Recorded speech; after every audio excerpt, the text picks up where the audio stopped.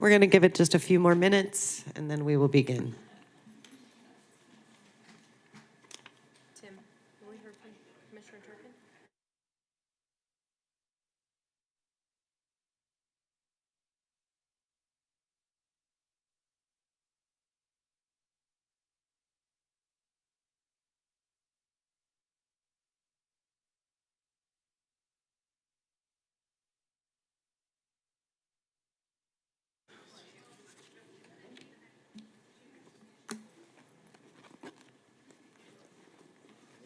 Are we giving awards out?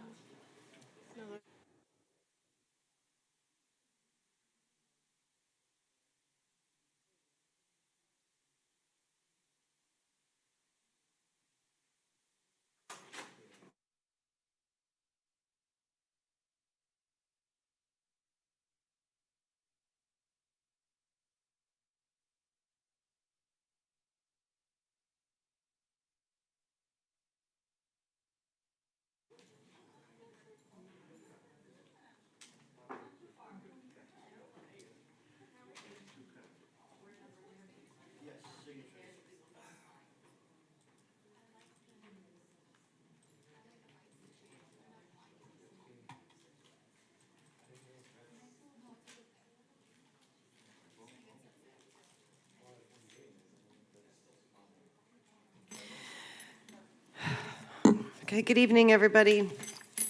Thank you so much for coming. Today is Tuesday, September 9th, 2025, and the time is now 6:03 p.m. And this meeting of the Boynton Beach Community Redevelopment Agency is now called to order. And let's proceed to the invocation led by Board Member Hay, followed by the Pledge of Allegiance led by Board Member Turkin. Let's all stand for the invocation and the Pledge of Allegiance. Let us bow our heads. Eternal and Almighty Father, we pause at the beginning of this meeting to acknowledge your presence and to invite your guidance into all that we do. We thank you for the opportunity to serve the people of this great city of Boynton Beach, Florida, and for entrusting us with the responsibility to make decisions that will bless and strengthen our community. Lord, tonight we lift up our board chair, Rebecca Shelton, this evening. Though she is here with us, she's not operating at full strength.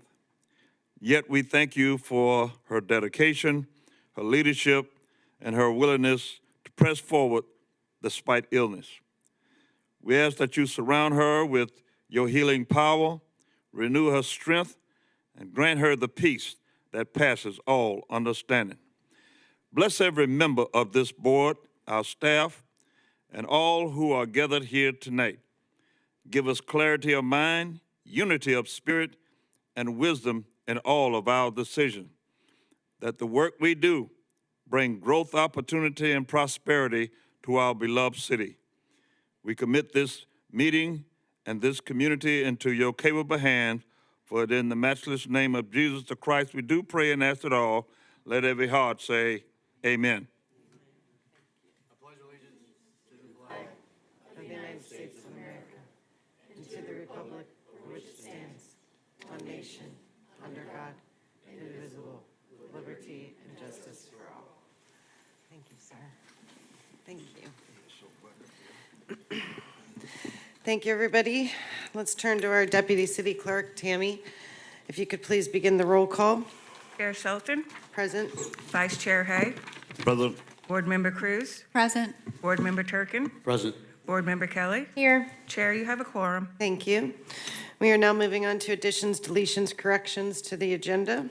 Let's begin on my right. Board Member Cruz, are there any additions, deletions, corrections you'd like to make? None for me, Mayor. Thank you. Board Member Hay. Not at this time. Board Member Kelly. Yes, Chair. Since the last meeting, I've had lots of conversations with city staff as well as CRA staff. And with regard to our city procurement policy and what our options are as far as speeding up the process on this executive director search.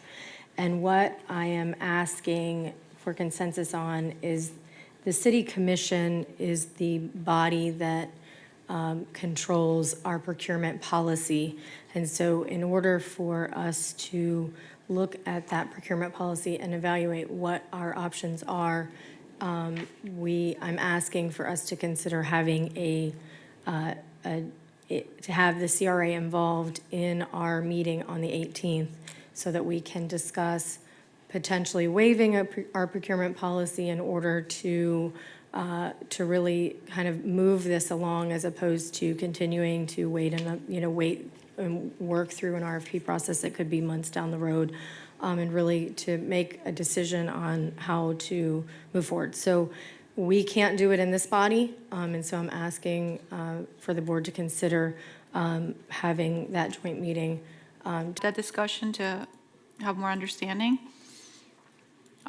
before we make a decision, because I don't know how much, and again, that's part of why I would like to have a discussion, since to understand, like, how does the city procurement policy have to do with our CRA if we're two separate bodies? Chair, if I may. Please. Catherine, how about? Go ahead.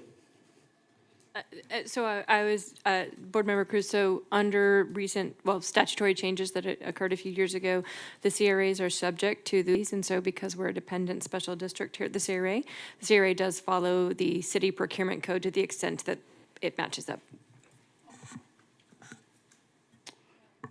Yeah, I was going to clarify that. Thank you, Catherine. I'm okay to have a joint workshop. In addition, there's other, I want to talk about waterfront CRA plan, follow-up from our May meeting. So I definitely would like to have that joint workshop on the 18th, maybe before, and we get here like 5:30. Right. Yeah. Okay, in that case, yes, I'm okay with that. I didn't understand that support we it, too. followed city procurement policy. Thank you. Will 5:30 be enough time for us to deal with those issues? I don't have a problem with it. 5:30 is fine. Let's move on. Okay. Thank you. Nothing further, Chair. Board Member Turkin, do you have any additions, deletions, corrections? Nope, just addition to the future agenda for the joint workshop, just to have some discussion around the CRA plan and, really looking at commercial, industrial focus with the CRA away from high-density housing. So I just want to have a conversation around that with both the city and the CRA present, in addition to Board Member Kelly's conversation about procurement.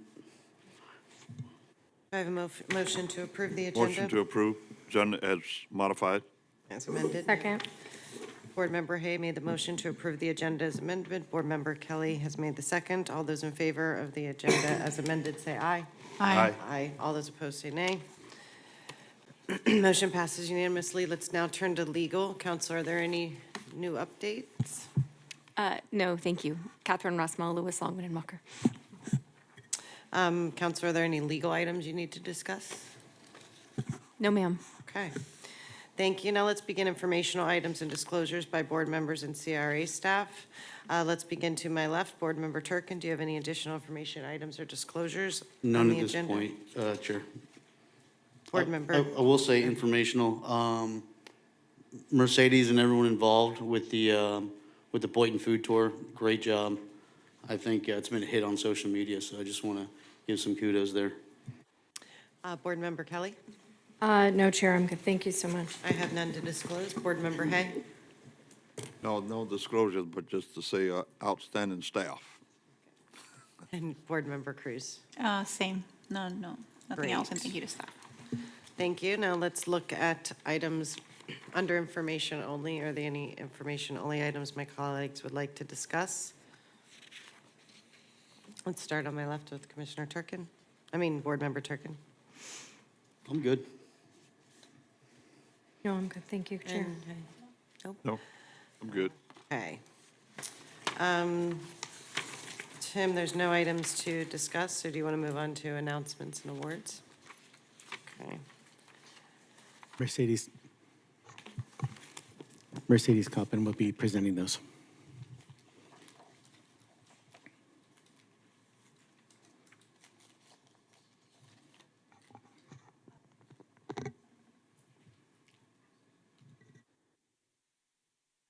Good evening, Board. Mercedes Coppin, Business Development and Promotions Manager.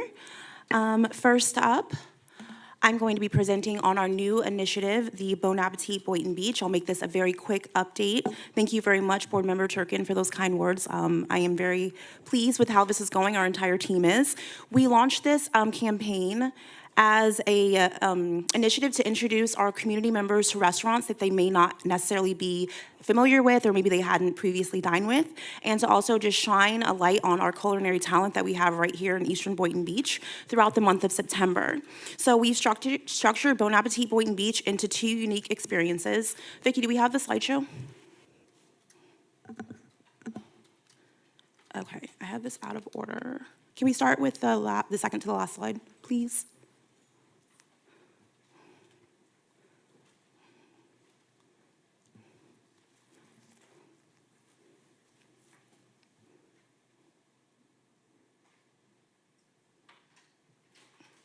There should be 2. Okay. Okay, well, never mind with that slide. That's for the next one. So moving on. So we have structured it into 2 unique experiences. The first one is a downtown food tour. That is where we have attendees visiting 4 local restaurants, which includes The Butcher and the Bar, Hurricane Alley, Paloma, and Sushi Joe. And then they're having their final stop at Schur's Chocolate. That tour is $25 per person, and I'm very pleased to tell you that we have sold out. We initially launched 2 dates for that, and we went ahead and added a 3rd date due to the demand. And we sold out on that as well. So we're very pleased with that. We had our very first initiative last weekend, and I'm very proud to say that our very own Renee Roberts Rosario served as our guide. She did an amazing job sharing information with the group, leading them through our downtown core, and also sharing some information about our CRA-led redevelopment projects that are coming online in the downtown core. The second part of the experience is going to be the prefix menus. For that, we featured 4 restaurants, which was Driftwood, Rock Prime Korean Barbecue, as well as Nicholson Muir and Sushi Joe. Those are our specially curated menus that each of those restaurants presented, each of them being a 3-course meal, and those are $35 per person. Again, super excited to share that we are sold out on everything except for Rock Prime, which is actually taking place this Thursday, September 11th at 6 p.m. So tickets are still tour.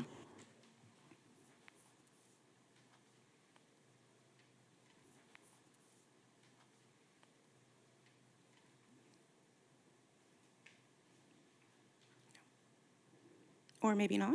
No. Okay, here we go. For the Bon Appetit Boynton food tour today. Today we'll be visiting 5 local favorites with delicious bites at each stop. The tour kicked off at the Butcher and the Bar, where we sipped on my personal favorite cocktail on their menu, the Mariposa, and had our first bite of the day. Then it was off to Hurricane Alley, which is celebrating 30 years in the area. It's known for its seafood and you hook 'em, we cook 'em special. The next stop was a restaurant that opened earlier this year called Paloma, so of course I had to get a Paloma. After that, we headed to Sushi Joe for a sushi sampler. That was the first time I was ever there, and I definitely want to go back. The tour ends on a sweet note at the family-owned Schur's Chocolate. They've been making hand-dipped, small-batch chocolate treats for over 40 years. This was such a fun way to explore downtown. Comment and let me know your favorite restaurant in Boynton Beach. Okay, and that concludes that announcement. Any questions? All right, great, thank you. Okay, was so. that Vicky Hill testing the food? Did I see your? Thank you. I'm just messing with you. We were pleased to have several of our staff members pose as models for some of our photo shoots that we did to promote the businesses, including Vicky Hill. So just moving on now to the announcement for the Florida Festivals and Events Association Sun Sentinel Awards. This award. Oh. Is it the top? Sorry, I don't really use that often. Oh, okay, thank you. Okay, so Back in August 13th, the FFEA announced at their 31st annual convention the winners of this award category for the Sensational Awards. This program recognizes members' innovation, individuality, and creative collaboration. Nominations were accepted in 8 different categories, which included printed materials, outdoor advertising, PR and media campaigns, photo, promotional items and t-shirts, multimedia marketing, and adaptive virtual events and programming. And over 200 events from throughout the state of Florida submitted for this, and I'm pleased to share that staff was awarded with 4 awards for our promotional efforts to promote our local businesses. We received second place awards for the Spring Market, our photo op area, which is this right here, our lovely floral photos that we had. And then we also received second place for our promotional mural for Snapshots with Santa. Moving on to the third place, we also received third place awards for our Spring Market overall event theme and branding. Oops. Sorry. Which is shown here in these photos. And then again, we received third place for our photo that we submitted that was captured during the 2024 Boynton Beach Night Market. So yeah, we're just really pleased to be able to say that we were able to receive these awards on behalf of the agency. Thank you. Thank you.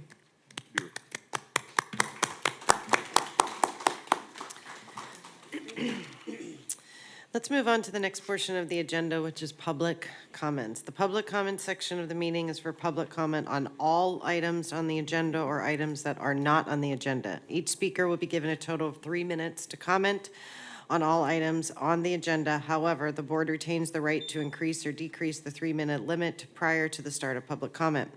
Each public speaker shall be given the same number of minutes unless it becomes necessary to terminate a speaker's comments in order to maintain orderly conduct and proper decorum in the public meeting.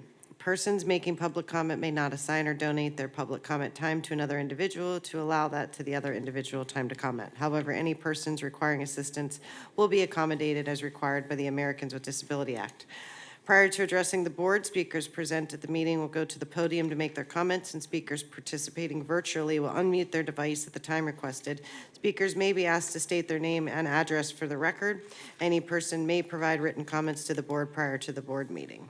So we are now open to public comment, and you may begin, sir. Thank you. Good afternoon, Mike McCray. I'm kind of taking a guess tonight. I'm just saying by your information only items, especially with A and B, having and living in District 2. Informational items is because you all have the report.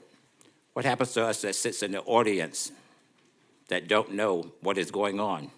It's a report, and it also is an update on projects that affect District 2. My concern is that I see a lot of buildings on the bottom floor that's empty. I'd like to know what is going on with those. And also some of the citizens over there have reported and said that they're having rent increases.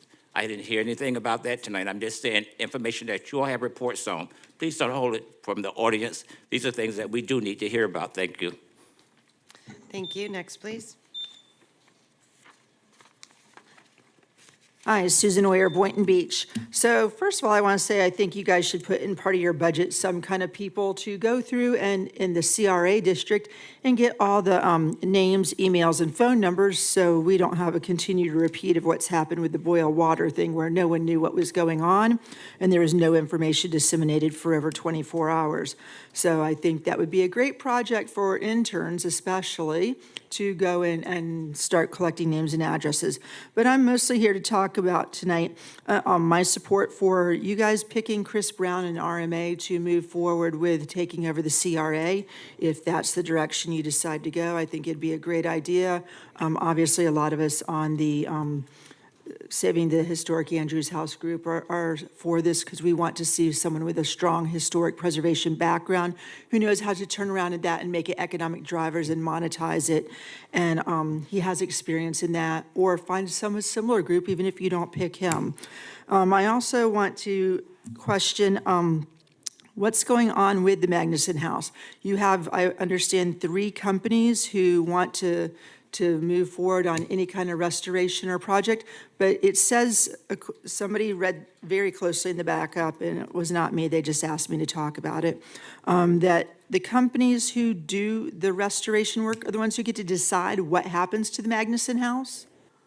That does not seem right. This is owned by you, by us, the residents, and why would we want to take a historic home and let it become a restaurant that is completely non-feasible, as we've learned over and over and over?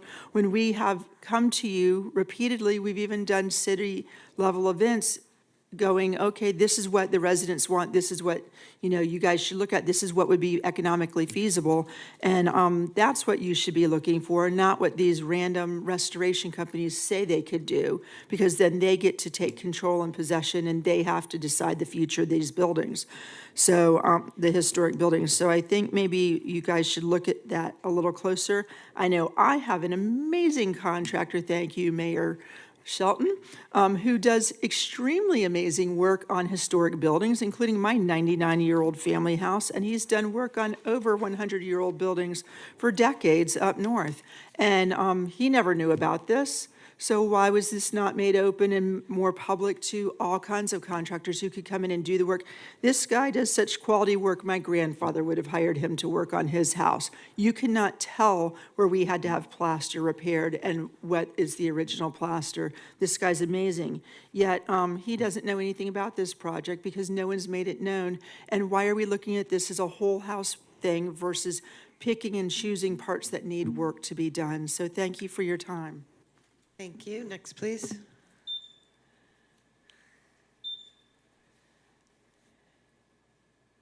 evening, everyone.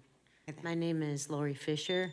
I live at 457 Northwest First Ave. I live next to the hotel on Boynton Beach Boulevard. I'm part of the 13 parcels that the city wants to get rid of some of that blight and beautify Boynton Beach. So I just wanted to say that I'm in for beautification and helping and getting rid of some of that blight.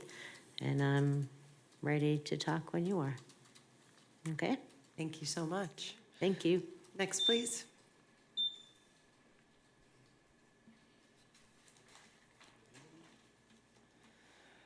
Good evening, CRA board members. My name is Bill Morris, 971 Southwest 7th Street in Boca. I'm here for really two reasons. One is I have a long history with Chris Brown, who I believe has been absolutely instrumental in really putting downtown with a Worthing Place project for a number of years that I think has been a catalyst for a great activity in downtown Delray, and also actually as a partner of Chris's in Sarasota with a project called 1350 Main, where we worked with the CRA closely for a number of years in Sarasota. I think he's an outstanding urbanist. I think he is incredibly good with historic matters, with trying to help, and he's got priceless experience. I mean, he's a anyway. I strongly support him and hope that you would consider him. The other area that I'm interested in talking about here is, as I've said before, I'm very supportive of the 13 unit assemblage there at 444 Boynton Beach Boulevard. I really think in conjunction with the Boynton Inn, I think it's such a rare opportunity for the city and the CRA to do something special there. I really believe that you have an opportunity to bring corporations that heretofore are looking at West Palm Beach or other locations, a wonderful hotel. I mean, there's such a opportunity, I think, and to mix in with maybe some retail along that corridor. But I don't think each one of those sites individually, I think it's like 1 + 1 = about 5 in this case, meaning getting that corner and getting the 444 site really, I think, adds up really more to like a 5 or 6, because the opportunity there is almost unlimited. And that's so I just ask for your support, and because I really think it makes sense for the future of Boynton Beach. It is something very special. So thank you for your time. Thank you. Next, please. Good evening. My name is Tom Warnke, and I'm the CRA liaison for the Save the Andrews House Committee. We've been working on this since November, and I know we're headed in the right direction. It's just a shame it has to take this long.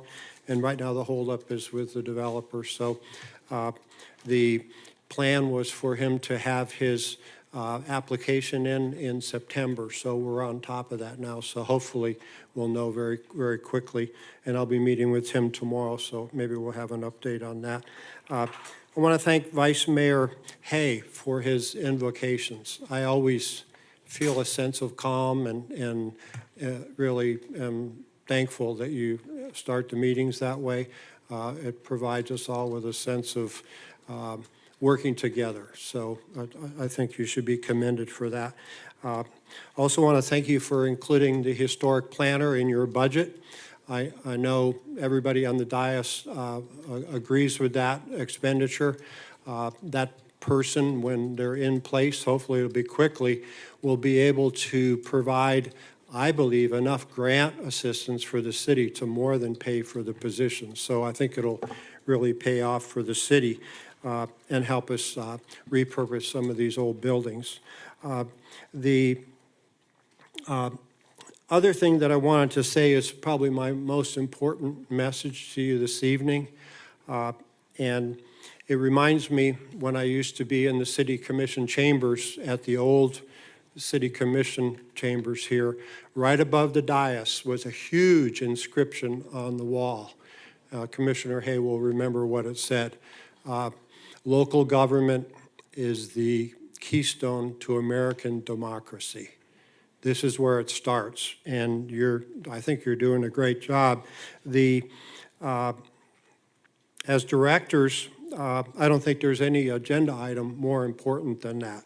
And not just to say you support American democracy with a small d, but to do something, to go out of your way to defend it. You do that on the dais, but I encourage you to do something personal to defend American democracy, again, with a small d. Thank you. Thank you. Next, please.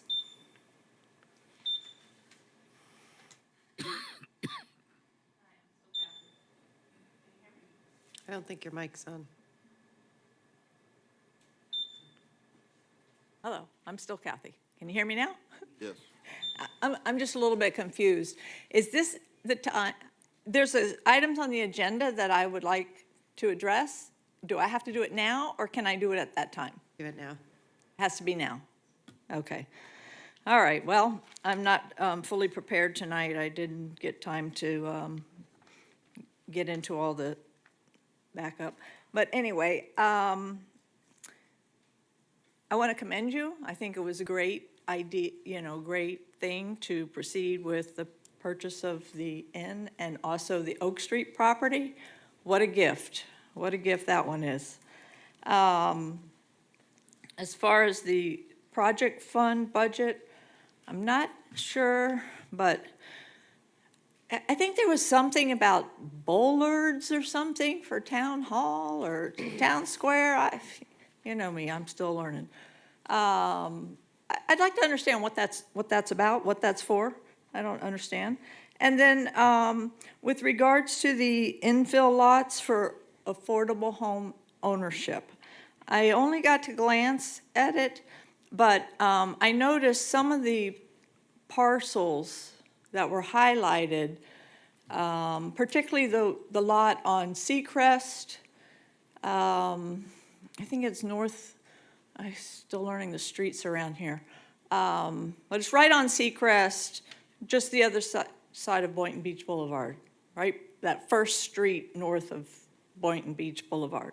Anyway, I know in the plan, the CRA plan, I think it was from before, there was some mention in there about that, I think it's that street being a potential location for a historic district. Again, I'm not familiar with it, but I would just like to, be careful about some of those lots right there on that street. And I don't know if there's been any consideration there's a company, it's in Broward now, that builds houses like 3D printing, and it's sort of like 3D printing. I forget the name of the company, but I do have the information. And it's really cool. They can build them really quick. And I don't know if that would be an option to, you know, have them consider, you know, building small houses. And that's another thing, you know, it kind of ties in with senior housing too, is, you know, small houses. They don't have to be big houses, especially when it comes to single-family starter homes. Thank you.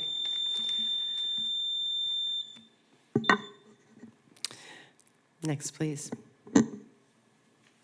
I'm Mark Hero George, Boynton Beach. I want to talk about two items. I'm going to keep this brief. I want to commend, and I'm looking forward to Pulte's presentation on Cottage District. God knows we've spent so much time on that over the years and a tremendous amount of money, and it is so good to see it coming out of the ground and progressing in a positive way. Second thing, infill housing. As someone who sat where you sit and voted on well over 75 infill housing sites that are now tax-paying properties to the city and TIF money that generated also from that, I'm a big proponent on infill housing. You have people right here that you can partner with, such as the faith-based CDC, Habitat for Humanity, and others that would be more than happy to help you with that infill housing. They've done it before, they've got a track record, and every one of those properties now has a value, a market value of over $250,000 for the ones that have been done in the past. Reverend Hay has voted on well over 60 of those and knows the value of infill housing. And I urge you to please to continue to do infill housing because it's a win-win not only for the CRA, but also for the city and for the families that go into those properties. Thank you. Thank you. Next.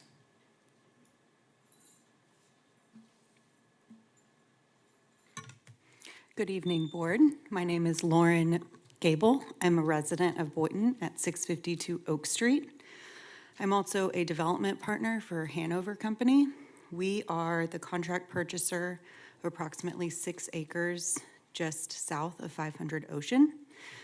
We've been working on plans there for quite a few years and very grateful for feedback from a number of the commissioners and staff members as we've gone through that planning and design process.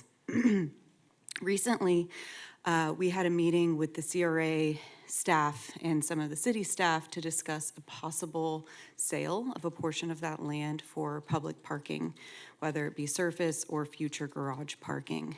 We have been able to designate approximately a little bit over 2 acres that could be of consideration to the board. And I'm here today to ask for feedback if you guys would like to give direction to staff to continue those discussions and evaluation of that possible purchase in order to give the staff direction to continue the conversations moving forward. I'm here to answer any questions.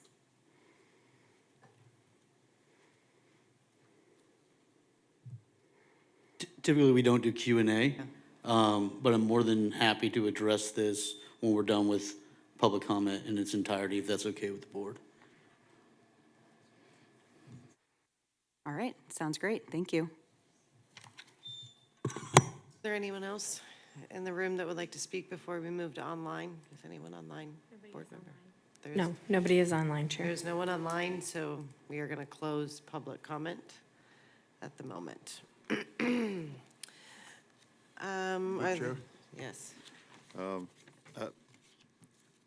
I guess I would like to input an item for future agenda, of course, to discuss the progress of the commercial tenants, the bill out, and Heart of Boynton. So I support that. Yeah. Okay. Add that to our future. While we're on that, I would like to add a conversation. about looking at that parcel that was just stated in public comment. We have allocated funds for a parking garage in our budget. I think we're at 2.5 million this year, if I'm not mistaken, or I guess the start of the new fiscal year. So I would like to entertain that conversation, add that on a future agenda item if there's consensus. At a future meeting, yes. Yes, not tonight, at a future No, meeting. not tonight. And I know we got a lot, but if staff can continue those conversations regarding this, you know, that way, when we do discuss this item at the next CRA meeting, we have a little bit more information. Perfect. Okay, so simply for the record, I'm just going to clarify that it looks by head nods that we have consensus to add both future agenda items. Thank you. Yes. Yes, ma'am. And as we're discussing this, I think we should probably look at land purchases holistically as well. I think that we should look at what the goal is, what we're trying to accomplish. As we're getting multiple offers from multiple different places, it's something that we should probably have a discussion about to see like what it is that we're looking to do and things of that nature. Yeah, I think that's a great idea. That's part of my discussion for the joint meeting. I really want to look at a master plan with the waterfront, then also with all the land acquisitions that we're looking at right now. So we're not just purchasing this land without at least creating some sort of vision. Yep. So maybe we can address that at that joint meeting. Well, we do have an agenda item at the end of this agenda to discuss future dates, so we'll discuss the special meeting dates and topics and future dates, and we can fold that into there if that's okay with you, board member. Thank you. Okay. Moving on to the consent agenda, are there any items my colleagues would like to pull for discussion? I can start with you, Board Member Cruz. No, thank you. Board Member Hay. No, I don't have any. Board Member Kelly. No, thank you. Board Member Turkin. I'll make a motion to approve consent agenda. Second. Board Member Turkin made the motion to approve consent agenda. Board Member Hay gave a second. All those in favor, say aye. Aye. Aye. All those opposed, say nay. Motion passes unanimously. Okay. So, let's move, did I skip a page? No, you're right there. They're starting to blend up here. I'm going to turn over to our acting director, Tim Tack. If you could give us an update on the CRA Advisory Board. Good evening, Board. At the August 7th CRA Advisory Board meeting, they are continuing to work on the recommendations for ways to beautify the area within the CRA district above and beyond what the city requires. The board also had preliminary discussions on ways to honor the 2 Heisman candidates which were previously assigned. The CRA board or advisory board also reviewed the proposed budget and recommended leaving the grocery store as a separate line item, similar to that of the parking garage. They're continuing to prioritize those objectives of the CRA, so they felt that was important. The CRA Advisory Board also recommended hiring micro-influencers to reach more people as a part of our social media. We did implement a little bit of, as you can see with the Bon Appetit. We're going to continue to look to see what type of outreach that gives to the community. The board also will be discussing at the next meeting additional street naming ideas and additional ways to honor the Heisman Trophy winners at their September 17th meeting. The board made the decision to change their meeting day to the 3rd Wednesday of the month, which would allow less conflict with other advisory boards, with the city commission, and competing interests for this room. So they should have less impacts with holidays as well. So we mapped that out, and that would be a good timing too, because that would allow you to assign work to them. They would be able to work on it at that meeting and then report back to the board without a lag in time. So it helps out with the timing of things too. So just to give you an update on that. Are there any questions from my colleagues on any of this stuff? No, thank you. No. Now we will continue to old business. The first item for discussion and consideration is the continued discussion and consideration of the purchase of 670 Oak Street. Mr. Tack, can you please open this item? Absolutely. Back in August, the CRA board was presented with the option to purchase the property located at 670 Oak Street. The property is located, as you can see depicted there, just south of Harvey E. Oyer Jr. Park within the Federal Highway Corridor District. As a part of the CRA's procurement, an appraisal was performed. They appraised the property in its entirety at $6.6 million roughly. Per the board's direction, we did continue to further negotiate with the seller's representative. They have offered a revised. The offer before you is a $6.8 million, which is a reduction from the original. A primary deposit of $300,000 with a secondary deposit of $5,000, a feasibility period of 60 days from the effective date of the agreement, a closing date of 120 days from the effective date, property to be delivered unoccupied with the inclusion of restrictive covenants to include height restrictions, no more than 36 feet in height or 2 stories, parking, and the city's retention of residential development rights. City and CRA staff met in August, just a little while ago, actually, August 29th. And we met to discuss the acquisition of the property. Given the city's planning efforts and anticipated eventual ownership of the park, CRA and city staff and legal recommend that the CRA and city enter into an interlocal agreement and partnership where the city takes title to the property, allowing it to negotiate as appropriate for long-term ownership. And the CRA contribute funding for the acquisition. So to effectuate that partnership, a proposed interlocal agreement is presented for your consideration this evening. We have a representative from the seller as well from city staff to answer any questions in regards that you may have to this acquisition. Are there any questions from my colleagues on this item? I just want to make sure that the seller or Andrew don't have any, anything. I know I talked to Andrew about this as far as, it looks like the city's going to be actually purchasing, we're going to be allocating those funds to the city. I do want to ask a financial question. How much money do we have at the CRA for this budget year for land acquisitions in total? I believe we're at 13.4 million currently as budget. Yes. Vicki, do you have the? 13.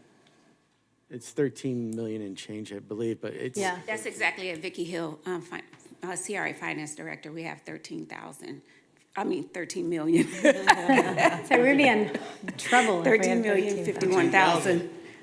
Lauren, what do you think, 13,000? 13 million. Hard All right, negotiations up here. and this is the reason, and sorry, I'm a little stuffy. This is the reason why I wanted to have that conversation of what's the goal, what are we looking to do with all of these land purchases? Because we have a lot of offers from multiple developers, landowners, to have the CRA purchase their land, and we have 13 million. Some of those parcels exceed that amount. So I just want the board to be mindful of that as we're making these decisions. I understand the value of this property specifically, and I can see, that we could have something where it could change not only the Harvey Oyer Park, but the waterfront in itself, and it could be a destination for our city or for our CRA. But just reiterating, we're limited on funding. We have 13 million total, and it's definitely something that we should keep in mind as we make these decisions going forward. Yeah, I definitely, sure. Yeah, what do we, you know what I mean? I think there's a lot of flexibility and fluidity with land acquisition, with our budget. And so, I'm definitely comfortable to move forward with this parcel. And I look forward to our conversations at the joint meeting to discuss what our vision is. Just for a clarification, we do have as a separate line item, 2.5 million for a parking garage that's not included within that 13 million. That's what I was saying. Right. Yep. This is the Harvey Oyer Park. It's south of Harvey Oyer Park. It's a. Can you just pull up the? Yes. There you go. So you can see Harvey Oyer right there in the middle. Remind me what the acreage is again of that? It's 1.25 1 point acres. something? 1.27 acres. 1.27. Yep. I guess, I'm all in favor of acquiring this land because last I heard, the Lord is not making any new land. But if I'm asked a question at our monthly meeting, like CRA is organized to eliminate slum and blight, and we're talking about the intercoastal.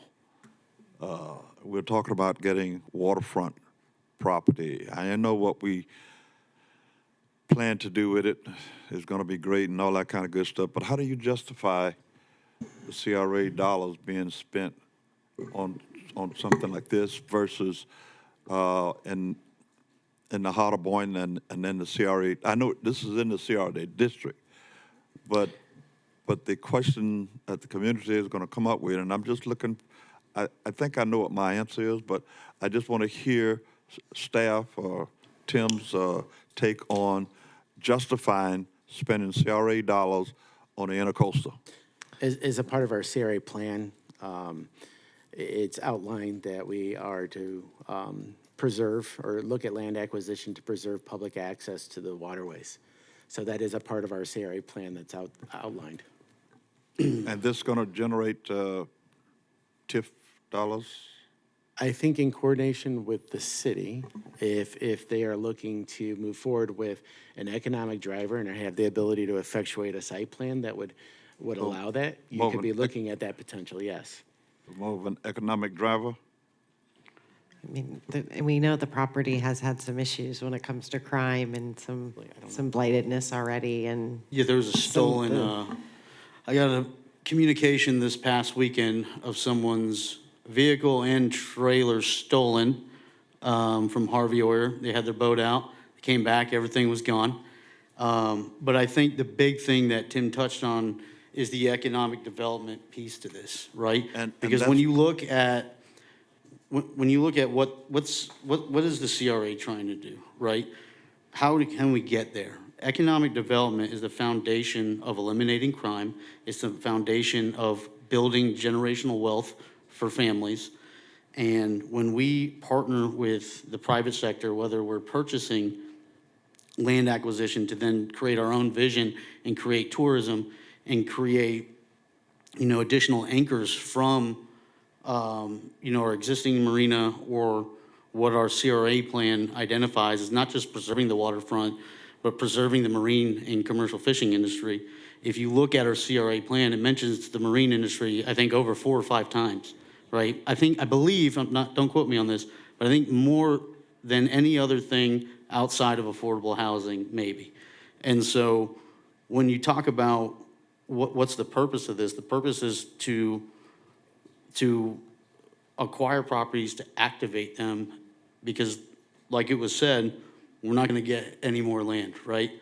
Land does not multiply, people do. And I think this is a great opportunity to not just execute our CRA plan, but also our strategic plan on the city side. And so I know Andrew's got a lot of ideas. I know they've been partnering with the seller of the property on what they want to look like, what they want this site to look like. But I can tell you, I know that no one wants to see dense housing there. I think that's one of the restrictions, right? They want to see activated use, so where we can create a draw. And, I've met with Susan's brother, Mr. Oyer, about this site, just to make sure that out of respect to, their family's name in the neighboring park, that this is something that they would like to see in legacy of their family. And, I think Andrew's done a great job on the drawing board on this. And this is really a huge opportunity we don't want to miss. There's not many times we have the opportunity to purchase waterfront property. Okay, you don't have to sell me on this. I'm in favor of this. I just wanted to hear staff take on the justification. So I know places down in the Fort Lauderdale area and other areas that I've. Sure. Andrew Mack, Deputy City Manager. When I was approached with this project, I kind of at first like, why are we doing it? But as I developed site plans and we started looking at this, it just makes sense. To get 1.26 acres next to a 9-acre parcel that we currently own as a boat ramp, I don't know that opportunity comes up a lot. I think this being folded into the boat ramp park is going to be an amazing benefit to the city. We looked at some of the parking stats that that are coming from the existing traffic there. There's an underutilization of this park Monday through Friday. Saturdays and Sundays, the place is packed most of the time, barring weather. So I think by getting this unique opportunity and folding it into the park, this is going to give us a real destination, and we're going to be able to create something very unique and something very special for the city. Even talking with some of the adjacent property owners and neighbors, they really, I think, are in support of this. I think we have some work to do on scale and setbacks and stuff like that we're going to work with the seller on as we're going through the due diligence phase of this. So again, I think what you're looking at was done very quickly. Our in-house architects put this together, so I'm really super excited to get some outside counsel or outside consultants to start working on this to see what it would look like. I did show some of you guys some of the stuff from my Fort Lauderdale that's kind of modern and really would really activate this park, and the city's really excited about it. Thank you, Andrew. And as one of our citizens just brought out, it's good for the public to hear this from staff so they will understand the rationale behind and the potential of a project like this, so that you can reduce and cut down a lot of the chatter that may be a little unnecessary if we are explained to what is really going on and what are the plans for this and how can it benefit Boynton Beach and us. So I really appreciate your input. Thank you. Board Member Hay, just for a little point of clarification, if the city were to retain the ownership, there wouldn't be a direct impact to increasing TIF. However, your economic impact as far as creation of jobs and spinoff and activation of this area would have an economic impact overall. Very good. Thank you, guys. Real quick, I just have, Andrew, before you leave. I know that along the way there have been a lot of conditions that were thrown around and that were kind of solid on the seller's end. And I just want to make sure that the city is in, nothing is a potential problem or a potential question mark that then we're going down this road. And I just want to make sure that the city, I know that you've been aware, we've had lots of conversations about this. I'm super excited to have this finally. I feel like we've been talking about this for, gosh, probably over a year, about this potential project. And so I'm super excited to see it go forward. I just want to make sure that we're not agreeing to so many restrictions that then we're kind of locked. I mean, I know that that's ultimately, they want us locked into certain things, but that we're not causing ourselves any issues. So I just want to make sure, get your feedback on that. Yeah, initially, when we developed a massing scale drawing, and we gave it to the seller, so agent be important, but they've been really good. I think every point that we've had on, we've touched back. There's compromise there. I don't foresee anything there that would stop the project. I would mention that the one item that will have to come back to the commission is potentially the restrictive covenant that's at Oyer Park, because it currently does not allow for a restaurant. Okay, great. Thank you so much, Andrew. Thank you. Thank you. Any other comments or questions from my colleagues? Catherine, do you need a motion to? Yeah, we do need a motion, correct, Catherine? Next item for discussion and consideration is an update from the Pulte Home Community LLC for the Cottage District Workforce. Progress, if you've been at the site, you can see that they're moving. In June, Pulte launched the Cottage District website, providing prospective home buyers information regarding the project. As you can see right there, I think they're only missing 2, so I think that's 17 of the single-family homes. Anyways, so they launched the website, giving prospective home buyers information regarding the project and the steps which to qualify to purchase a single-family home or townhome through the Palm Beach County Workforce Housing Program. CRA staff has been in the process of the income qualification. The CRA, Pulte, and the Delray Beach Community Development Corporation have been actively marketing this project. We have actually an interested parties list of about 256 individuals at the moment. The Delray Beach CDC has conducted 2 informative public meetings in which all CRA interested parties were invited to attend. And basically, they had provided a very thorough, very informative for people to understand, because the process isn't just as simple as buying a home on your own. Pursuant to 21D of the Purchase and Development Agreement, Pulte is required to hold a lottery for the to qualify through the Palm Beach County Workforce Housing Program. All home buyers who have qualified through the Palm Beach County Workforce Housing Program and have received the necessary documentation in which to qualify for the purchase will be able to participate in that lottery, which is a necessary step. They're anticipating doing the lottery here in October. That's what tentative right now. We also sent you an email, which I think is declaring the necessary steps. And from a staff's perspective, we were looking to have the board designate one representative to actually participate in the lottery and draw those names. So I just wanted to give you an update where we're at and to see if there was one person you'd like to designate to participate in that lottery. Pulte would prefer not to have a publicly noticed meeting in which we would have 2, so it would just be easier to have one.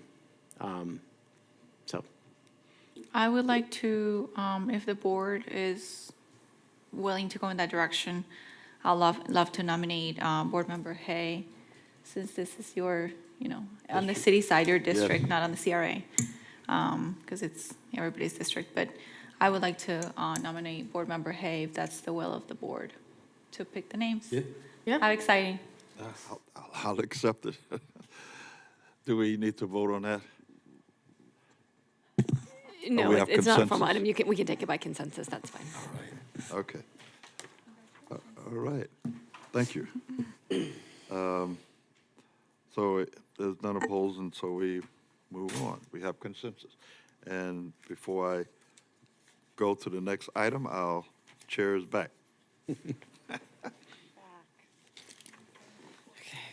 14C. We're on 14C. Did you discuss No, I haven't. untabling? Okay. We have not. Next item for discussion and consideration is a presentation regarding the CRA-owned property at 211 East Ocean Avenue. It was tabled on July 8th, 2025. If we do want to discuss this item, it'll need to be untabled. Would any of my colleagues like to make a motion to untable this? Respectfully, Board Chair, we do need to set a date certain to remove it from the table or reconsider, or have you untable it and remove it from the agenda. So if you would like to set a date to talk about it, we can I'll hold it make to a that date. motion to table it till the November CRA meeting, if that's the will of the board. So we do have a motion to table this item until the November CRA meeting. We do have a second. All of those in favor say aye. Aye. Aye. All of those opposed. Consideration is the continued discussion and consideration of the future use of 419 North Seacrest Boulevard. Mr. Tack? Bonnie Nicklin will be presenting this item before you tonight. Good evening, Board. Bonnie Nicklin, Grants and Project Manager. This property, we're just following up with you since our last meeting in August. You asked us to go back with city and just make sure it could not be used as a city use. They confirmed that they do not have a use for the property. And just a quick recap, it is 0.3287 acres, and it has a 1,700 square foot building right now. Staff would like your direction just before we pursue or deep dive into options, kind of to get your feel. We've presented 3 affordable housing. With that lot size, we anticipate that it could be subdivided into 2 homes. And we'll be going into the infill housing options in more detail on new business tonight. Or we've also, from other conversations with the board, co-working space, or like an incubator type art space. We're happy to research and bring back more information. We would just like your direction on which option y'all feel. And we're here for questions.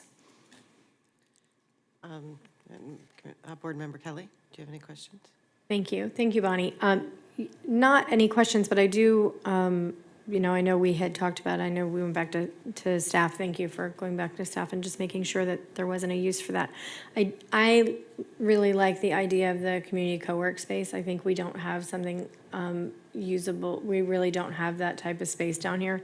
And I think that, since we have so many other properties that right now that could that we're going to talk about later for infill housing. I think that since this is a viable building that we can use, and we really could use a community co-work space or even an incubator space or something, I would like to go down, I would support going down that road for this, because we don't have anything downtown that affords our residents those opportunities. So because the building is in great shape and it is usable from day one, that would be my thought, is coming back with how we can then move to that next step. But, I'll defer to my colleagues also on what their thoughts are, but that's kind of where I'm leaning. Any comments? Yeah, I think I agree. I think some co-work space downtown is a great idea. It's popular. You see, I think Lake Park had a pretty good success with it. And they're doing all sorts of things there, so. So sorry. If I could add, the Delray Beach CRA operates a co-working space. Teresa and I went and toured it, and while it is a larger space, we definitely could do a micro version of that. And if any of you'd like to see the space in Delray, I'd be happy to arrange that with the Delray CRA board, just to get an idea too. But yeah, we can definitely bring back more options for that. Yeah, I think that because we don't really know what the need is, I think this also gives us an opportunity to see what our downtown need is for that type of workspace. And so then I think we can then even look to future, talking about commercial space and what we're going to do with it without knowing that need, because we don't have that we don't have a baseline to start with. I think this will give us a unique opportunity to really test the waters on that co-work space. Yeah, So I would agree, yeah, with that. Great, so we'll take your directions and start doing some research and bring back our report at a future meeting date. Awesome. Perfect, thank you. Okay. The next item for discussion and consideration is the discussion and consideration of registration and travel expenses to attend the Florida Redevelopment Association 2025 Annual Conference on October 14th to 17th in West Palm Beach. Mr. Tack? So the staff is just looking to see who on the board would like to attend. We just wanted to bring this up because this is our, it is local, and, we will be a part of the tour that's going to be provided as a part of this. So we just wanted to bring this up to your attention. Also, as a part of a future, in our discussion on dates, this October meeting date that we moved back to the 23rd, so. we won't need a travel day, so, yeah. Date that we moved back to the 23rd, so. We won't need a travel day, so, yeah. So what is the date of our October meeting? So does anybody on the board, Yeah. like, who intends to attend FRA? I'll be Everybody? attending. 14th, yeah, I'll be going. 14th is the second Boynton. Tuesday. So that's Hay, Cruz, and Kelly? Yes, I'll be going to various portions of it, for sure. Okay. It's local, so.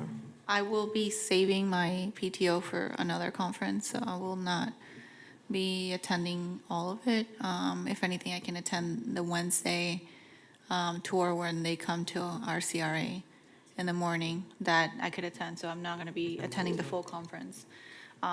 With that being said, I think, we're looking at the schedule for the conference, and my understanding is that because it's local, we will not have a travel date. And also, I don't believe that there's anything particular happening on the 14th. So I wanted to propose to see if we could host our regular CRA meeting on the designated date of October the 14th instead of the 23rd. I agree with that. I'll be out of town. On the 14th? Yeah, I won't be here. Okay. So 15th to the 17th. Are you okay with us continuing to have the meeting on the 14th? Up to you guys. Well, we have a I would discussion. prefer to have it on the 23rd, because I planned around that. Okay. Because that's what we already decided. So I would like to keep it the same. Keeping it the 23rd is good too, because the 14th might be a very long day for people attending the Yeah. conference. Well, actually, there's no activity on the nothing on that 14th. Oh. They have a board meeting. The tours start on the Wednesday, and then into the meat of the actual conference. So as far as 14th, and there's not really nothing going anything on. there. Yeah. I still would like to keep the meeting on the 23rd. All right, so, I'm fine with that. yeah. I'm keeping I- it on the 23rd. Well, it's a little, well, Sort of Thursday. We do have a new business agenda item Oh, to discuss true. the dates, so if you want to. Wait. all right. Okay. Right, so, yeah. Yeah. Yeah. we could Any way to just do a open up, November so meeting we could just too. get it over with? Like Do to we have to open the amend the agenda? agenda to discuss There's that more now? dates, I think. If you would like to discuss these board meeting dates now, you do need to amend the agenda. You do have that item coming up for you in a few minutes, if you just want to have a discussion at that time. When we get All there. right. Yeah, just keep it. But happy early birthday. Yes, so count me in. Sweet six. No, count me in on the conference. Right, Okay. right, right. I'm on the Because I'm conference. going to attend the latter half. So how many we have on the conference there? 3? It looks like 4, but we're budgeted for all the boards, so What all of about you could the- attend. What about the crab? We have opened that up till to 2. And they accepted. Originally, that was the direction at the last meeting. If you wanted to open up to more than 2, that's your prerogative. Did you have, did you discuss it with them and have you, We'll be discussing it at the next meeting on the 17th. okay, when's the deadline for early registration? I want to say it's the 26th of September. Okay, a board member per board member, and, I mean, I don't, I mean, I just. Yeah, is there 5 on the crab board? 7. 7? Oh. So I don't know if Here, all 7 will 4. go. No, probably not. Okay, so No, maybe we do just maybe- 4? Yeah, Instead of 3 or 2? 4 Yeah. is what I was thinking, yeah. 4. Yep, sounds good. Maybe just know that you can go up to that, because you won't be able to come back to us to get permission to do it. Yeah. To beat the early registration. Okay. So, So up Your to- direction up will to take us 4. Up Okay. to 4. Go for it.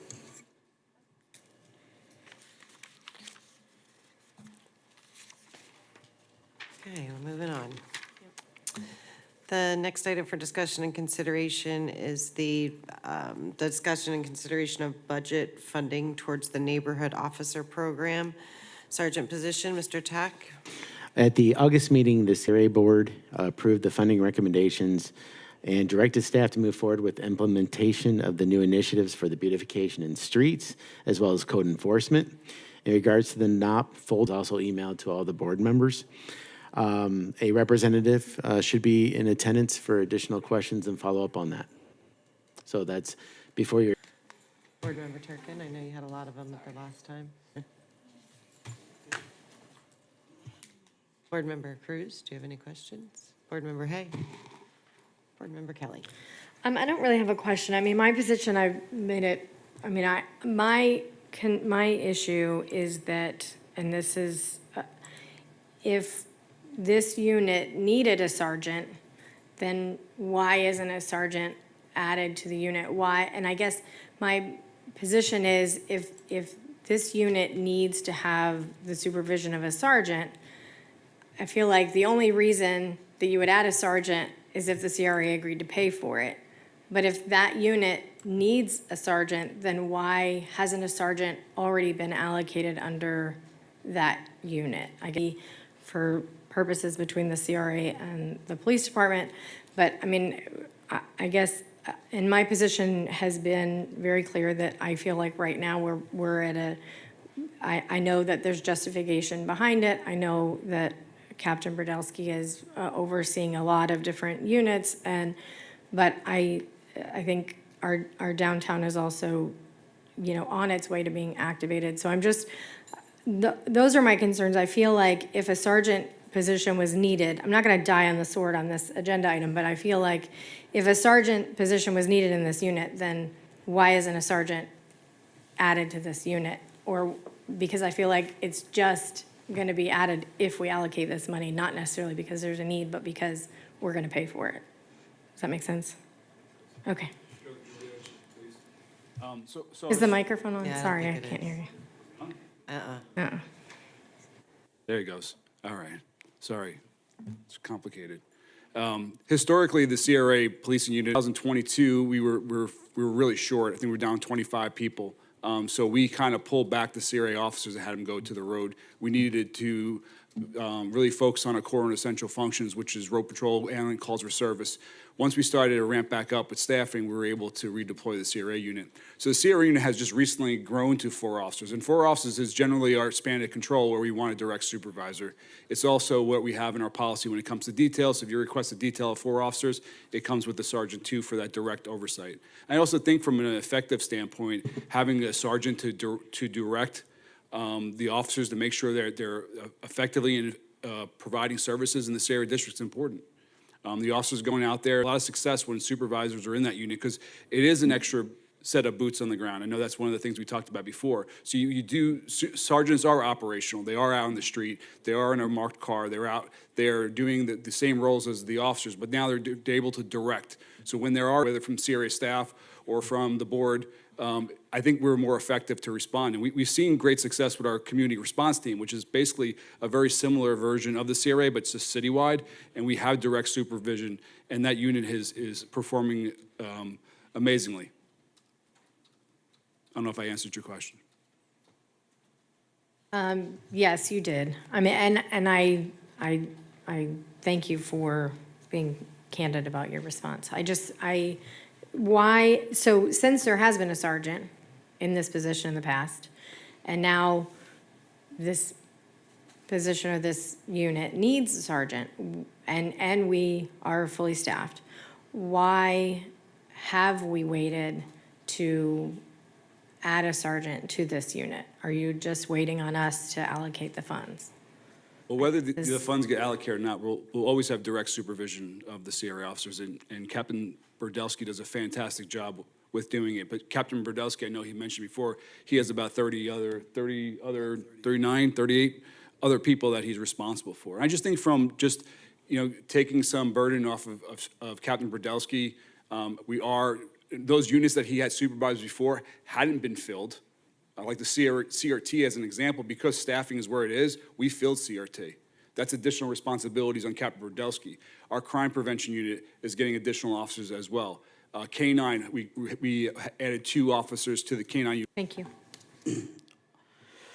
Yeah, my biggest concern, as I mentioned last time, is boots on ground. What is the split between this sergeant being operational versus administrative?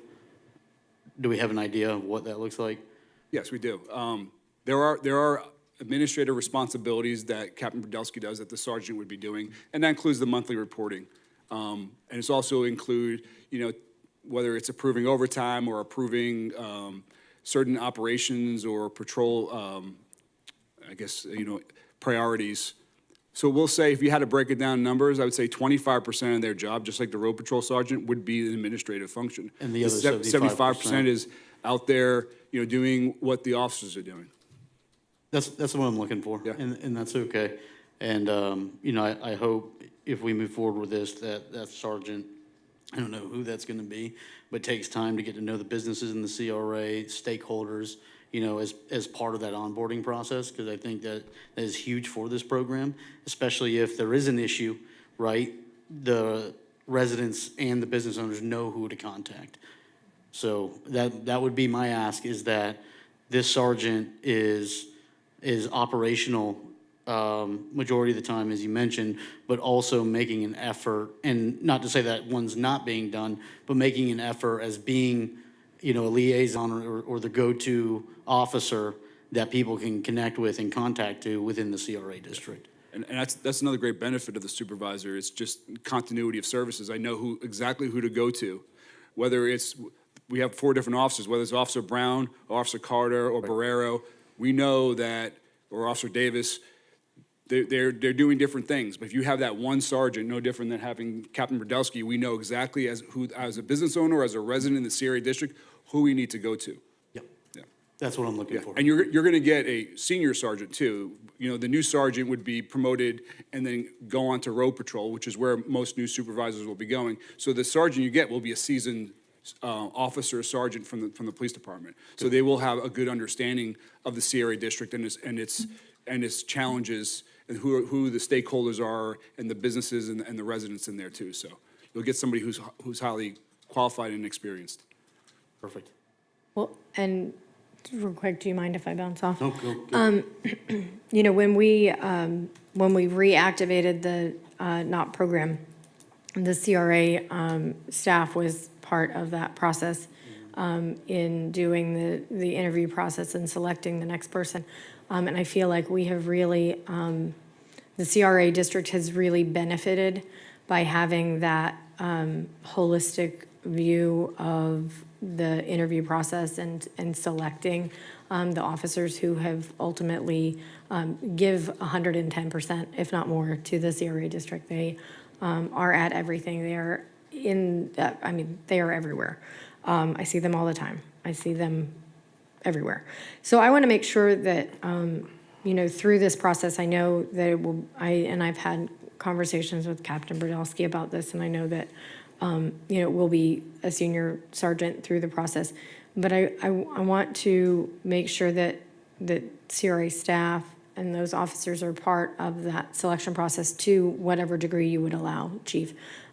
Because I think it's important that that the person who's selected for the exact reason that you know, Board Member Turkin brought up, we really want somebody who is going to be excited to be boots on the ground and be working in this district, because the officers that we have are excited to work in this district, and their supervisor needs to be just as excited and just as dedicated to the CRA district and seeing those relationships thrive. And so I want to make sure that you know, to the extent that you allow, that the CRA staff is part of that process to some degree, just to make sure that it really is successful. Because I get it, it's a lot of money. It's important that it's successful and that we don't just have a sergeant who, you know, sits in an office and so. And I know that won't happen, but we won't let it happen. No, I'll let you know. Yeah, you will. I know you will, yeah.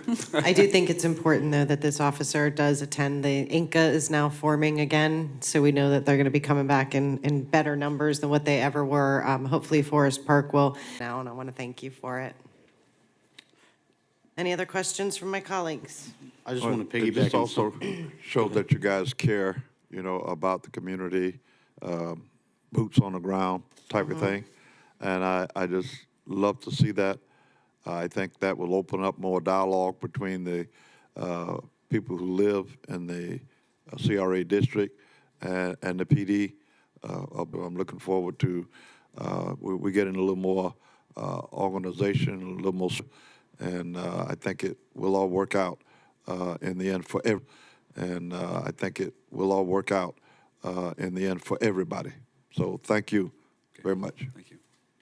Yeah, I just want to piggyback on what the chair said.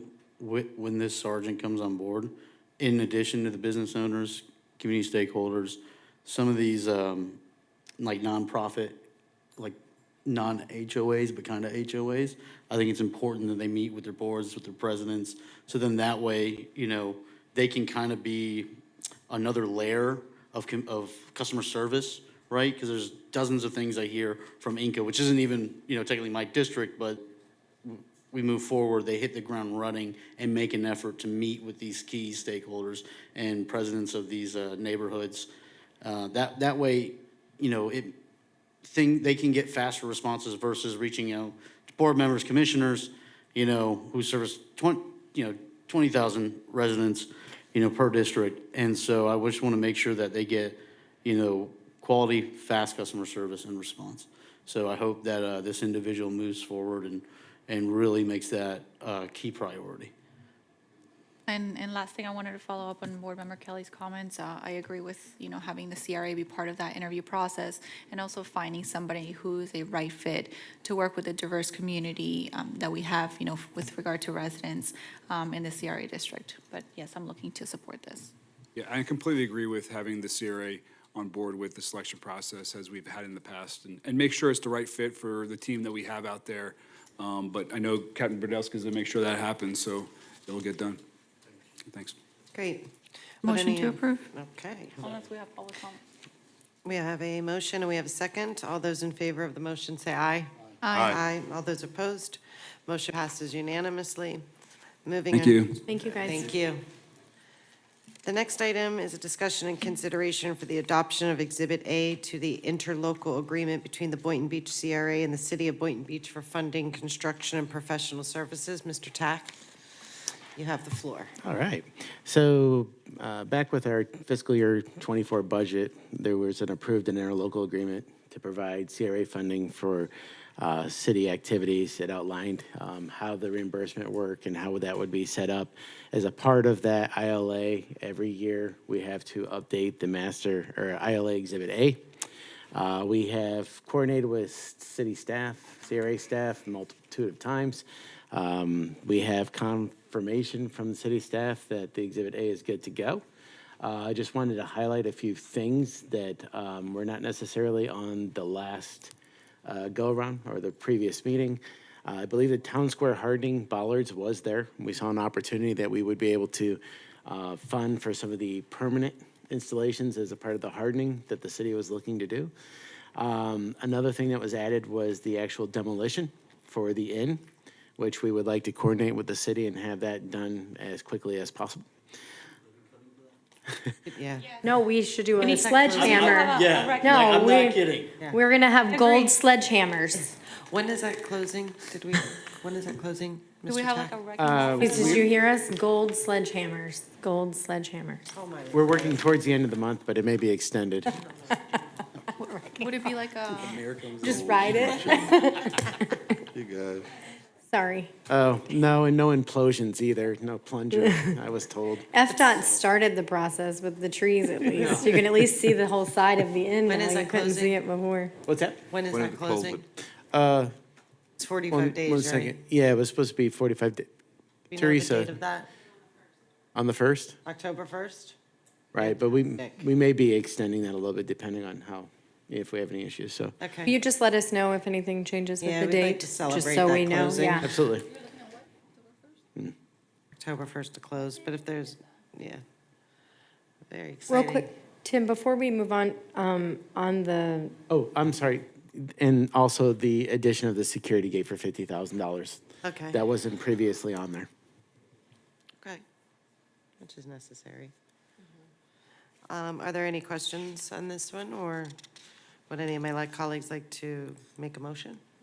real quick, on the bollards, those are permanent structures to protect the road at Town Square, and those will be utilized when we have events? Is that what that? Is that our They would be underst- permanent structures not within the road. So they have, Okay. I don't know what the permanent solution is with PD, but it's my Husky, understanding they yeah. were looking at trailer-mounted barricades that would be brought in for those events to basically stop a high speeding, like F-150 West or a Palm large just- truck.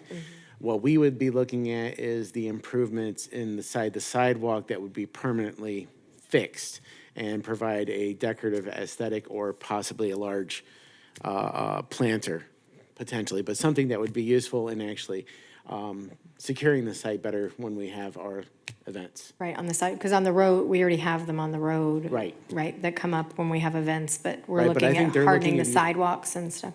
Yeah, I think they're Right. looking at something even more substantial than just bollards in the Okay. roads. Great. Okay, I'll go with Captain Verdelsky. I know I talked to him briefly about it, so, thank you. Anything else from my colleagues? Motion to approve. Second. We have a motion and we have a second. All those in favor say aye. Aye. Aye. All those opposed say nay. Last night, you guys changed the millage. So, which changed us just a little bit. Your toes. So instead of our tax increment revenue being 20, I think it was 27 million. 27 million, now it's going to be, excuse me, it was 26.1 million, now it's going to be 26,666,966. So the numbers are still good. The remaining for the project fund will be $15,061,198. Go to the second page for me. Okay, here we are with the project fund. And If you approve it, then this is what will go before the city commission to be ratified. The adaptive reuse for historic properties, we are rolling 300,000, adding a little over $1 million is going to be 1.35 million. Business development and promotions, we are rolling 175,000, adding 434,000, which is going to give us 610,000. Business promotion marketing, we're rolling 130, adding 88,000, are in total, which is what they asked for budget, $218,605.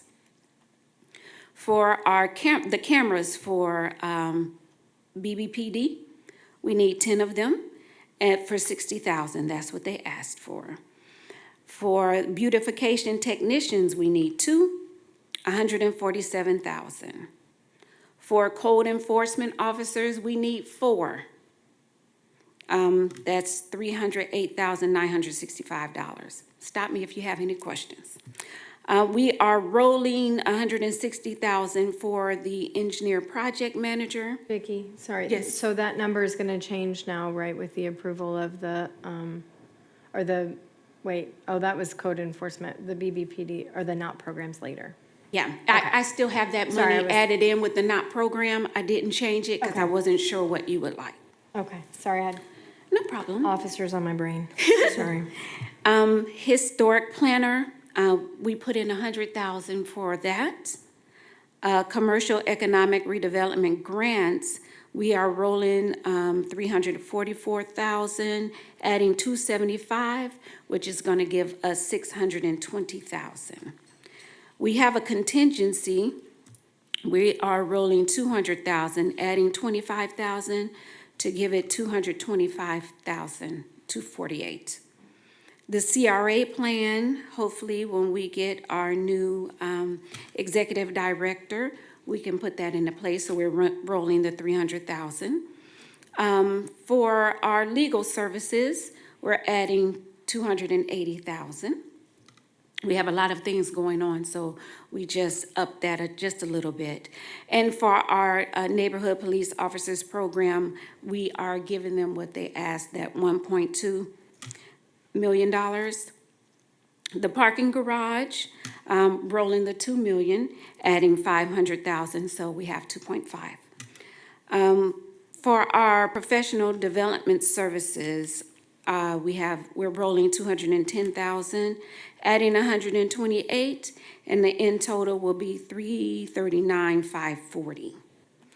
Our property acquisition, which in that is 2.5 million for that grocery store, we are rolling 10.8, adding 2.2, which is going to give us 13 million, not thousand, 13 million, $51,000. Ride share, we are putting 450,000 into the budget. Site work demo, we're in 241, which is going to give us 439,000. Marina ERM monitoring wells and potential remediation, we are rolling 263,000, adding 36,000, which is going to give us 300,000 for that. The marina seawall, much needed. We are rolling 3.25, adding 250,000, which is going to give us 3.5 million. Master ILA items you just approved, but we can go through them if you like. Okay, we're going to skip on down to the local match for stormwater then. We're rolling 250,000. Our property maintenance for the post office, we are rolling 150,000. We are adding 50,000 for that splash pad. And MLK entry feature, we are rolling 199,000. We added 150,000, which is going to give us $350,000. Are there any questions? Motion to approve. Second? We have a motion and we have a second. All those in favor say aye. Aye. Aye. All those opposed say nay. And the motion passes unanimously. Thank you so much. Thank you guys for working on this. Thank you. Thank you for everything. As always. Now let's move on to items under new business. Next item for discussion and consideration is the consideration of resolution number R25-02, adopting the CRA budget for fiscal year 2025. I'm here again. Welcome back. We need a resolution just to approve the budget. if you Motion to don't mind. approve. Thank you. We have a motion and we have a second. All those in favor of the motion say aye. Aye. Aye. All those opposed say nay. And thank you, the motion passes 5-0. The next item for discussion and consideration is discussion and consideration of redevelopment options for infill lots for affordable homeownership. And Mr. Tack? Bonnie Nicklin will be presenting Bonnie, this you're item up. before you tonight. Good evening, Board. Again, Bonnie Nicklin, Grants and Project Manager. So as we mentioned, we wanted to bring before the board some of our infill scattered lots that we have. As part of our mission, everyone knows we're here to make affordable housing, and we want to take the opportunity, now that we have a good handful of lots, to pursue that. Before we go, again, we just want board direction on which avenue. We have a couple of strategies we want to present to you. So this is just an overview of our mission and goal. This is the very zoomed out version I could get to fit on the slide of the property map. The lots are going to be 7 lots, but now that we've discussed 419, we're going to go down to 6 lots. They range all the way up from Northwest 12th Avenue down to Southeast, well, I can't read from here. Northeast 3rd Avenue, thank you. There it is. So there'll be 6 lots. The next 2 slides kind of provide a deeper look at them. They're identified by parcel number is how we have it. On the slide, you can see the lot size, the approximate measurements, the current zoning, the future land use based on our plan, and then what staff thinks we could fit on there. We propose all single-family homes on these lots. It just simplifies the process. If we get in the weeds with a townhouse, then there comes the HOA and how is that managed. So to simplify things, and we think based on community input meetings throughout the years, it's single-family home ownership. So based on some of the 100-foot lots, we think we can divide them into 2 50-foot lots and get a couple houses on there. Of the 7 lots, when that was including 419, that was bring us to 10 homes. So I think with 6 lots, we'd be now at 9 homes. So that's a zoomed up version. And then this is the second slide. So you can see 3 more lots on there.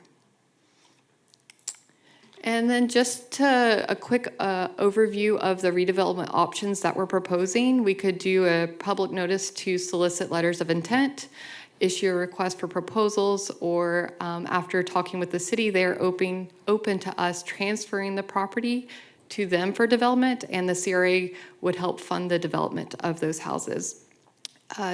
Little pros and cons. With the letters of intent, we could cast a wide net. We could get a wide variety of options. And as far as getting that notice out, it'd be fairly quick as an RFP response. So it'd take a little more time for staff to review them. But again, we could get some creative options through that letter of intent process. We could do a RFP. That would come back before the board before it goes out. We could set the minimum qualifications and standards. We'd have more control and a better way to evaluate them once they were submitted. And then, like I said, the option 3, transfer to the city, that would probably provide the less amount of overhead and partnership. However, we also know that the city has a large workload. And of course, they're open to the idea. We've already met with them to discuss this, so they know we were going to present it to staff or to the board tonight. Some of the things we would want the board's direction on is the term of affordability. Most things we're seeing right now are around 15 years. I believe that's what the county's program's doing with the cottage district. So staff would be in support of 15 years on the affordability. And then it comes to the affordability ranges. So the 60 to 140% is the workforce housing income limits, and I'll have a next slide. It kind of goes more in detail of those limits. And the construction timeline, what we would like to set the goal for development. And looking at some neighboring CRAs with their RFPs, they had 18 months from construction, for construction from the time of signed contract. And then minimum features, again, looking at neighboring cities, 1,300 square feet, two bed, 2 bath, and at least 1 car garage. We know that's also, garages are important after doing community input meetings as well. And then, of course, hurricane impact, windows and features, and appliances. This is an overview of the current 2025 Palm Beach County income housing limits. They can always change, but just to give you a point of reference, the Cottage District project, those townhomes are going for low category, and you can see the income limits there on the chart. And then the single family homes have been moderate, 1 category. Other partnerships we've done in the past with Habitat for Humanity, typically those houses are sold in the low and moderate 1 category, whereas the Boynton Beach faith-based CDC, they're usually the moderate 1 and moderate 2 category. So again, we'd be seeking board direction on if you have a preference on which income limits we'd be targeting those homes to. And I don't know if I mentioned it back on the city thing, we would partner with the city SHIP funds, so segue to that. So this is just a quick overview of if you wanted to go down and just give us some of those target items, we'd be happy to bring back more information. If you could confirm which lots, if you want to use all 6 lots that we proposed for redevelopment or just a handful. What are those terms of affordability you'd like us to include if there's any certain timelines? If you have a preference on a redevelopment strategy, we could do all of the lots with option 1, or we could do a scattered and try a couple different things if we want to give just a few to the city. And then any other feedback that staff hasn't thought of, we're just here to get your input. Any questions? Oh, thank you so much for this. Very detailed. Love the presentation. Love this initiative. I don't know if the city has the bandwidth to do this. I'm leaning more towards an LOI or maybe an RFP. I was looking in the backup that we could focus on nonprofits or give it to the private sector. I know we have a history of Boynton Beach, faith-based CDC. They do pretty good. Habitat does a good job too. I think as far as building wealth, I believe that faith-based CDC does a better job of having those owners retain that equity in that house versus I think Habitat like owns the land, if I'm not mistaken, and so I don't know if that's the best avenue. I would be more inclined to, if I had to, pick from one of the two, because I would imagine if we went the nonprofit route, it's going to be one of those 2 organizations. I want to go ahead and make my position known and probably be more inclined to do faith-based CDC. I do like the idea of an LOI because maybe there is a private contractor that can come out and maybe they look at bundling all the properties, which I saw in the backup too. I thought that was a very unique avenue as well. Or you can subdivide them, piece them out. So I'm open, want to see what my colleagues say. Are these lots, there's structures on them now, or they're empty? All are vacant except for 419, and that's off the books now. The books. Yeah, I certainly like the idea of maybe getting CDC faith-based involved, because I've seen over the past what they were to do. By the same token, though, I like the LOI because of the timeline and the speed, because people are in need right now, and we know that this is an excellent way. Infill housing is a way to make stronger neighborhoods, and it's affordable home, a smarter growth, and it has its advantages. And the idea of turning empty spaces into thriving places where a family can live, work, and they can grow. So I'm all excited about this, but as far as which methodology, I'm still debating, and but I do lean toward the LOI and the RLP at this stage of the game, and I'd like the opportunity to do some more talking and research with you guys about that. So that's where I'm right now. But I do, this is very exciting because I do want to ask, would we as the CRA be picking those lots, or would the city, how would that work as far as? It is completely up to your discretion. So these are CRA-owned vacant lots that we have the ability to do housing. Kind of the idea from staff is has historically taken a good amount of time to get to our end game. So because the need's so strong, we were looking at other opportunities to be able to expedite, potentially, from the point of entering a contract to having somebody in that house, as opposed to what we've been hitting about, 2 to 3 years, give or take. So we've also staff has reached out or have talked to other production builders to see if there's an opportunity, similar to what we've done with Cottage District, except not necessarily a whole block. If we had enough aggregated, and that would be appetizing for a larger production builder, that may be something, because Pulte's turning those homes out at 5 months a house. But that doesn't include permitting and everything else that goes along with it, though. So we have a lot of options. We have a lot of opportunities. We just wanted to have your input, because if we have the opportunity to do it a little bit quicker, a little bit cheaper, we want to explore that. Here. Okay. Tim, can you talk, because, and all of these suggestions are great. I know that there is faith-based CDC back up and running, because I know that I don't know that they have built on all of the properties that we have given them previously due to. They had a setback. They are up and running.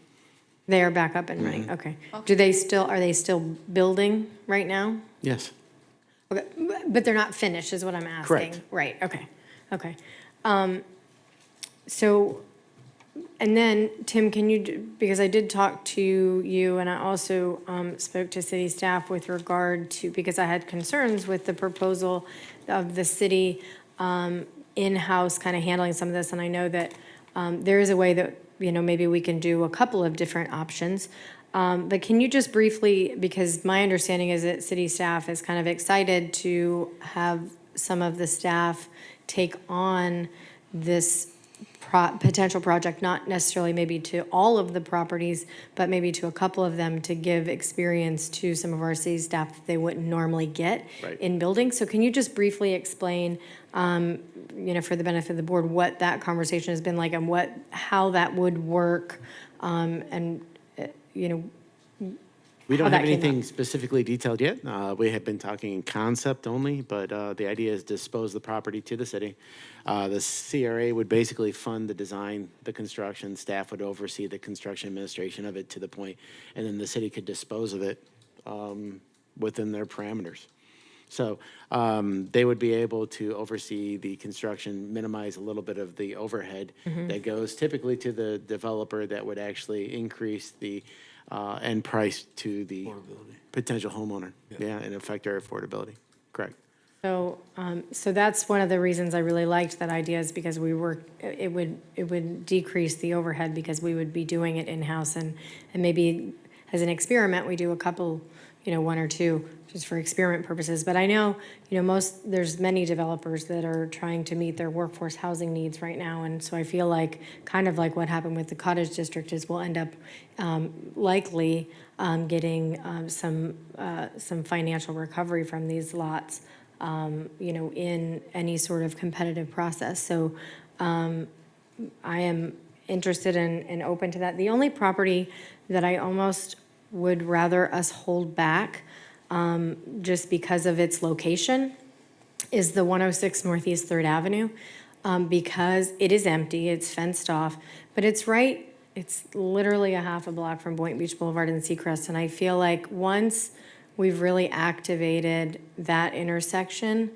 that the market and all of those other commercial properties could end up becoming something that we really could activate. And with that extra parcel that's not going to be a single-family home, we really could do something with that whole L-shaped corner. And so I almost want to hold that back just until we start really, so we can look at how, I mean, that's one of our main corners, intersections in the city. And so I would hate to, turn that into a single-family home and then be kicking ourselves, wishing that we had held out because, then the market and the dry cleaner and the liquor store and all of that closes down and we acquire it, and it would be great if we had that parcel that we were sitting on for a little bit longer. So that I'm kind of my desire would be to hold that one back, just for that reason, because it is a block, it backs up to commercial property that I think we could utilize that sometime down the future. But otherwise, I am excited. This is something, Tim, that you and I have spoken about, is kind of grouping some of these lots together and seeing, throwing it out there and seeing because there are developers that are trying to meet their workforce housing requirements because they're building these huge neighborhoods out off of 441 and all over the place. And so I really think we could have an opportunity to maximize, recovery, but then maybe also give the city staff an opportunity to test the waters of building too. So those are my thoughts on this item, but I'm excited to finally see some of our properties move forward.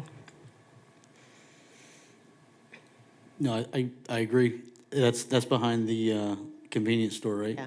Yeah. So 3 through 7? Is that what it is? 3 through 7? Because 1 is off the table and 2 is. Yeah, so I mean, I'm okay to do an LOI. Do we have to decide with the bundle now, or can? No. Okay, they can offer. I'd like to. It's completely to your, what you guys want to do. I mean, you could literally take one, say, let's try this as a pilot with the city.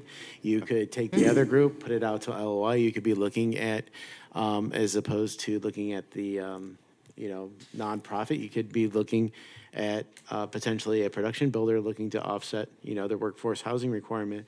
It's completely up to you. You can see how that comes back. If that's unsuccessful, then we can look at And we scrap other it, avenues. right, and we try something else. So, I mean, you have complete control over what this looks like. It's just, now we're getting to a point where we're amassing a decent portion that is going to be looking potentially favorable. So. Okay. I do want to thank staff for looking into this. I know it's a lot of research, and it's very much appreciated. It really gives us insight into our current inventory and opportunities that we have for the future. And Board Member Kelly, you asked the question about, have those projects been completed? And that was the same concern that I was thinking about. Sometimes things happen and it gets challenging to finish certain projects with certain situations. So that's something I was also thinking about. For me, I would support looking into maybe testing the waters with maybe 1 or 2 lots and seeing maybe an LOI for one. And I don't know how I feel about the city using our staff to build homes in itself. Unless there's plenty of time to do things. We have a lot to do. I don't know. It just gives me liability concerns. So.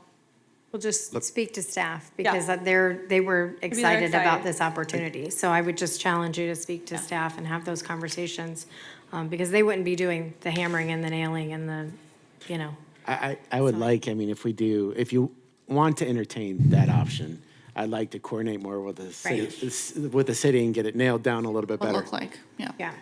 Sure. Okay, great. I feel that I agree with what's been stated, and I don't think we have any that falls into this category. But what I do not want is what we have on the west of Denson Park, where we have those houses turned sideways, and one bowling ball would knock them all down.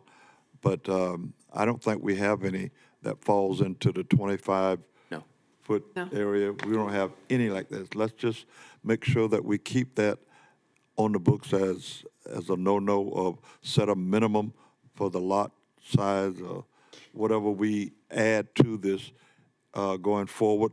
Right. Because I must have been asleep when that got passed, but because those are terrible, okay? I think those were part of the auction. We did not, we couldn't compete with the prices on the auction, and those were private developed, so outside of the CRA.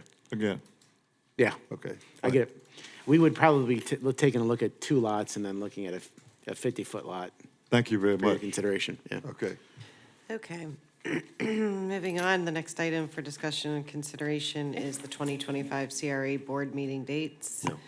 So we will revisit this now, whether it's the 23rd, whether Just it's given. before you Direction on move the last on, item. Okay, you have, would you like us to bring this back, coordinate with the city a little Yes. bit more? Oh, yes, yes. Yeah. yes. And I'd like Maybe a a- chance to talk to city Then bring staff. it back. Maybe a proposed, I know we have, Did you want us to bring back an LOI that would target? yeah, sample so we can see what That's it a would joint look meeting. like. I Right. would. Yeah, On the 18th? no. No, No? not on the 18th. Geez, that's No, like 'cause we short have a time. full We city have to meeting, review all too. these agendas, review city agenda. All right, tranquilo. 18th is kind of short. Coming up. Heavy. I Coming don't up, know. I yeah. think it's heavy. Yeah. Okay. So do we move it to the October meeting or the November meeting? October's fine for me. October. We're gonna decide that now. Decide that right now, Is so. that enough time for staff? If we leave it on the 20th. I'd like to bring this back in November because we're going to be coordinating with the city as well as developing an LOI, so I think November would be probably. prudent. November? Yeah. Okay. Perfect. Okay, Yep. so let's decide what we want to do for October. All right, so. October Laura, 22nd, Is that a Wednesday? the All right. Wednesday. Well, There's something that day. I don't see anything on the city calendar. in regards to agenda item 15C, your current board meeting slated for October 23rd. Right. The subsequent meeting is in November 10th. So to get a turnaround on the agenda, it's very limited for staff. I don't know if there's anything necessarily going to be pressing Right. based upon that timeframe. Whether you would like to either entertain moving the October meeting back forward, that's a potential. If you feel that's not in conflict with the conference, or if it's in conflict with something else, I don't know. But you could also look at potentially canceling. If you did move it forward, right now, we were supposed to have a special meeting before the city commission to discuss the executive director position and contract. That was on And the that was- 7th, right? Right. So if you did move it back to the 14th, and I thought I heard somebody say you could potentially move that to a regular meeting on the 14th if you wanted to. I won't be here on the 14th. I mean, I'm okay with, if we don't have anything pressing, to just, just do it in November if we, because I don't want to necessarily move it. I mean, Because then we'll still be having the special meetings in October regardless. Right, right. Okay, so would we like to do that? That's my, Then you can enjoy your birthday. Just moving it, To no November. October meeting, just November. Right. Because we have the special meetings anyways in October, good. so let's just move everything to October November. 23rd, right? Fortune, won't if you'll have allow me to assist with a motion on this, just to Yes. capture the discussions that we've had this evening.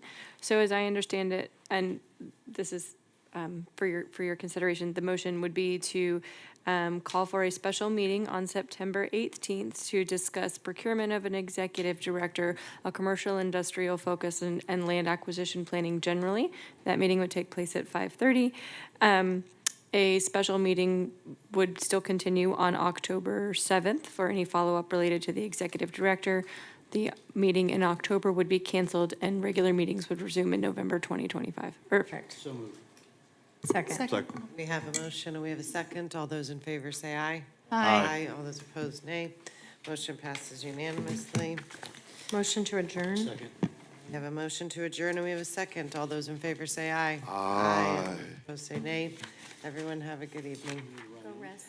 I think they're going to walk me home.